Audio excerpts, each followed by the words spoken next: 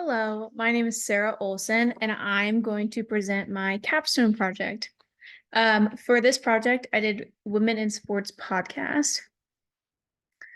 So this picture you see over here is the cover photo that I created on Canva to use for each episode on Spotify.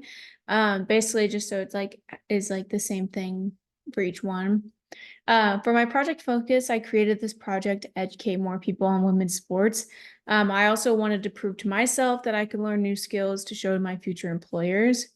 Um, I chose to create this podcast because I have always wanted to create a podcast, but I didn't think I would be able to, and I didn't think I had what it took to create a podcast.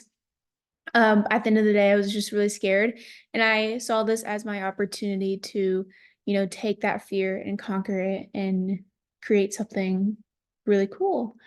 Um, so my plan of action for this semester for this project was to produce a podcast every 2 weeks.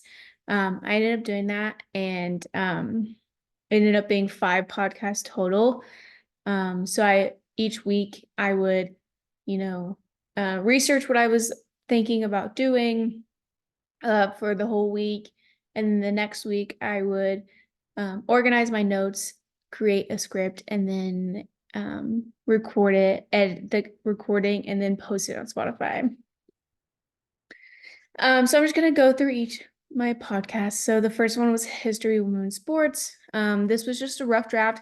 This is kind of what I created rough draft from notes that I pulled from the internet with research articles and stuff like that. You could see like the different articles that I used. And then after this, I organized it into like more of a script to use for the actual podcast. So this link goes straight to my Spotify profile. And then this episode is about 8 minutes long. I go into detail about how women's sports started. I just felt like this was the best way to kind of like start my podcast. I felt like it really created like the first like big thing that I needed to like go into more detail and to give more of a background to people who might not know. So my second one was media coverage. And again, these are my notes, and at the very top, you can see the different articles that I used.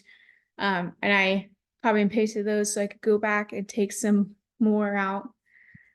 This one was really fun to talk about. And then this is the link for that. My third podcast was Women in Sports Journalism. I actually wasn't planning on doing like journalism, and then I started researching from the very beginning and saw that there was a lot about different sports journalisms and those women in the profession, and how like there's just a lot of like, not very much diversity in sports journalism, and I didn't realize that until I started researching, which was really cool. So I learned probably the most from this, like informational wise and stuff. So that was really cool. Oh, and then this is the third link. So the fourth podcast was Gender Pay Gap in sports broadcasting. I was gonna go more into actual athletes and the gender pay gap, but I ended up not having enough time. But I did go into it a little bit, but mainly it's the sports broadcasting, piggybacking off my last episode. This was really fun and to talk about, and very informational, and I feel like very eye-opening for a lot of things. And then this is the fourth link. And again, I'm very passionate about this. This was a really fun episode to produce. And then my last podcast that I did was the interview with San Diego Wave FC Michelle Gulino.